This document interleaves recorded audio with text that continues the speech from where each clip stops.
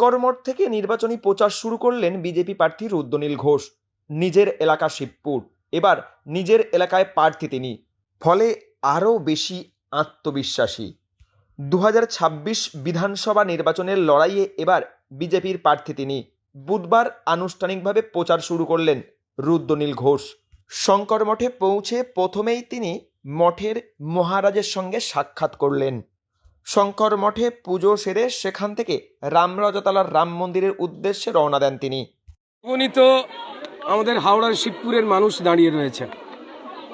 যে অন্ধকার হাওড়ার মতোই প্রাচীন শহরে কিছু লোক নামিয়ে এনেছে, তারা কারা আমি আবার বলছি, এই পবিত্র জায়গা থেকে আমি কোনো রাজনৈতিক কথা বলবো না।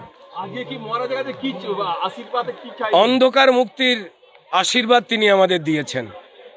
যে অরাজকতার পরিবেশ তৈরি হয়েছে, কার্যত আমাদের এই হাওড়া যে পুরনো শহর শিবপুর, যার মধ্যে একটা খুব গুরুত্বপূর্ণ জায়গা বিধানসভা, আমরা সেখানে পরিষ্কার যেন নরককুণ্ডে বাস করছি।